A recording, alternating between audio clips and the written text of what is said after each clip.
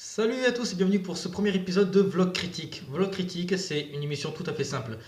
C'est un vlog où je m'amuse à critiquer des films que j'ai déjà vus il y a longtemps ou que je viens de voir au cinéma. Et pour ce premier épisode, c'est très spécial.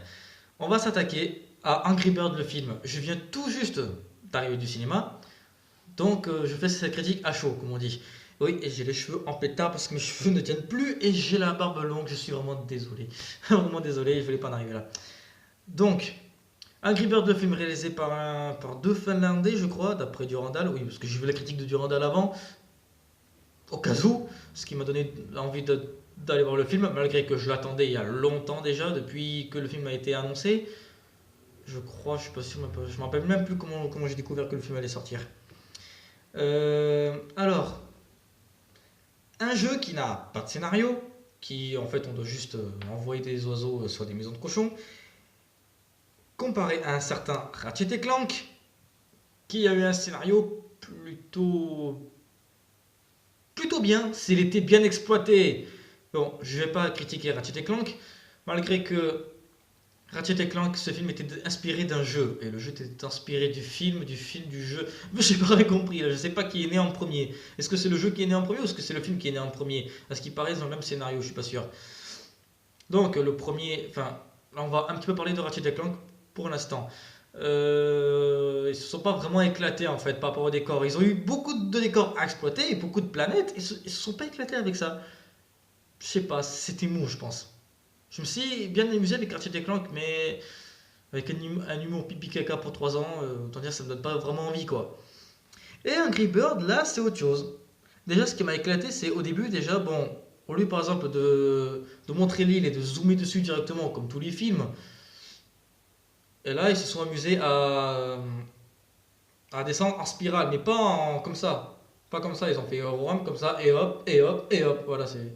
Ouais, on voit pas mes mouvements, hein, parce que c'est pas en mode nu en plus, je comprends rien. Mais bon. Donc, le scénario, très simple. Un oiseau qui s'appelle Red, qui est toujours en colère, s'attire les foudres des villageois. Donc qu'il est toujours en colère, ben, voilà, en quelque sorte ça énerve tout le monde. Les gens, ils n'aiment pas ça, parce que c'est une île d'oiseaux pacifiques et tout, enfin bref, voilà, quoi, ils n'aiment pas la guerre, quoi, si on peut dire ça comme ça. Et donc, le juge donc, le condamne à une sorte de rééducation, je crois, pour les gens en colère. C'est comme une désintoxication pour les alcooliques, en quelque sorte, mais pour les gens qui sont en colère. Donc ils rencontrent l'oiseau jaune, là, qui est super rapide, je ne me rappelle même plus de son nom, et Bombe, l'oiseau Bombe, hein. Et donc la prof de yoga, l'oiseau blanc, là, qui jette des œufs, des œufs explosifs, là. Et aussi le gros oiseau rouge balèze, là. Celui qui fait bien peur, sa race. Ouais. Et donc, quoi, c'est je fais ce que je veux. Et donc ensuite, donc Red va, enfin, Red ne sent pas très bien que donc il y a des cochons qui débarquent sur l'île et lui, il les sent pas du tout, vraiment. Et ensuite, quand les cochons arrivent, enfin réussissent à donc voler les œufs, ben là, ben, tous les habitants arrivent tels de gros lèche-cul. Oh mais Red, t'avais raison, t'as essayé de nous avertir. Comment on fait maintenant?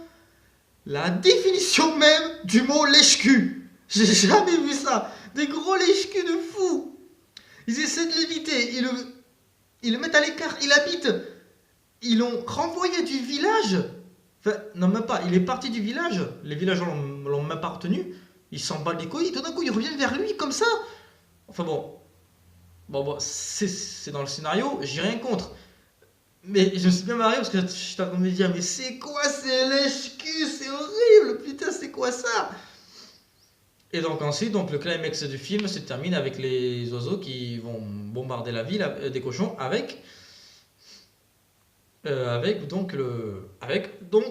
lance-pierre. Alors, en général, qu'est-ce que j'ai pensé du film? Il était génial. Déjà, l'animation est géniale. L'humour est super bon, faut dire ce qui est. Je me suis vraiment éclaté. Ceux qui disent que c'est l'humour pipi caca, bon, excuse-moi, c'est un dessin animé en même temps, donc ils vont pas non plus te sortir des blagues sur le sexe. Quoique, il y en a une, comme par exemple, ça fait bon, mais mesdames, il va falloir se secouer. Voilà, donc Humour pipi caca, je pense pas que c'est ça, hein. Je pense que c'est un humour assez osé. Donc en tout cas, bon, Sony, j'allais dire Sony Economia, mais Economia ça appartient à Sony. Donc Sony Pictures, ou Entertainment, je crois, tout comme ça, en association, j'arrive pas à parler, en association avec Rovio, donc ceux qui ont créé Angry Bird, ils ont voulu faire une très bonne adaptation et ils ont réussi. Sincèrement, ils ont réussi. Ce film est vraiment génial. Vraiment, l'humour est bien maîtrisé, pas trop d'humour non plus. Des petits clins d'œil, comme par exemple, je vous ai formé, vous êtes mes jeunes padawans. Bon, voilà, bon, le clin d'œil qui m'a vraiment super fait rire. Voilà, je rigole pour rien, quoi. Je trouve que les couleurs sont bien faites aussi. Les positions des caméras, comme par exemple, quand tout explose, c'est pas genre caméra, l'épaule comme ça qui bouge tout le temps. Tu sais, la caméra qui fait ça, comme ça, là. Non, non, c'est une caméra qui montre bien ce qui se passe. Euh, Quand par exemple, ils n'ont pas fait la même erreur que Ratchet Clank, ça veut dire que quand par exemple il y a des décors, quand par exemple ils ont des décors, mais au moins eux, sur Angry Bird, ils ont exploité tout le décor qu'ils avaient, vraiment, ils ont tout exploité. À chaque fois qu'ils ont eu, et à chaque fois qu'ils, par exemple, ils ont eu l'île des cochons, ils ont exploité les décors à fond. À chaque fois, par exemple, qu'ils bombardaient les maisons, on avait même l'intérieur des maisons. Ils montrent pas l'intérieur de la maison dans Angry Bird, enfin je crois, je suis pas sûr. Ça fait longtemps que j'y joue plus. Ça doit faire, je sais pas, 1 ou 2 ans. Ouais, ce jeu m'a saoulé, en plus il bug à mort sur moi. Enfin, parce que j'ai un Wico de merde, je filme avec un Wico de merde. Ça me pose un problème, grosse merde. Non, excuse-moi. Et donc, c'est pas fini. Enfin, c'est pas fini, donc, je disais comment. Donc voilà, donc, en général, j'ai kiffé le film. Malgré que j'ai reconnu facilement la voix de Omar Sy et Audrey Lamy, que j'ai pas trouvé saoulant, au contraire. Omar Sy, je l'ai entendu dans beaucoup de films et je pense que pour le personnage de Red, j'aurais pas trouvé mieux comme voix française. Pas ça pourquoi. Et puisque des fois, l'oiseau blanc, des fois, elle est un petit peu hystérique, elle pète un peu les boulons. Audrey Lamy, elle sait vraiment faire la meuf qui pète les boulons. Donc je pense que c'est vraiment très bien fait. Et donc c'est pas fini parce que je vous retrouve donc pour la seconde vidéo que j'ai déjà prévue. Parce que je vais voir X-Men 5 Apocalypse en avant-première. Et vous regardez tout à l'envers, je parie, c'est ça? Ouais, et merde, fait chier. Tiens, pour le best-of, Maxime. Le mec il lit pendant comme ça, tranquille.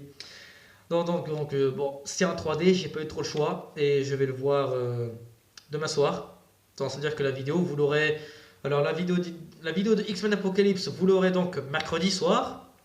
Et celle que vous êtes en train de voir, logiquement, elle devrait être mise en place lundi soir. Ça veut dire ce soir, au moment où je tourne la vidéo là. Et donc, mercredi soir, vous aurez la critique de ce magnifique film X-Men 5. Enfin, magnifique. C'est encore à voir. Et dites-vous que je regarde ce film seulement pour une chose, Jennifer Lawrence. Oh putain, elle est trop bonne. Quoi? En plus, c'est en 3D, j'aime pas la 3D, mais bon, c'est pas grave. J'ai une 3D. Tenez, vous voyez la preuve que je suis un fan de Hunger Games et Jennifer Lawrence, je vais vous montrer. Attendez.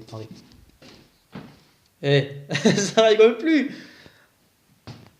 Et ça, c'est toutes mes séances que j'ai déjà fait. En 8 mois, qu'est-ce que vous en dites? Ça en fait quoi 17? Ouais, 17, je crois, oui.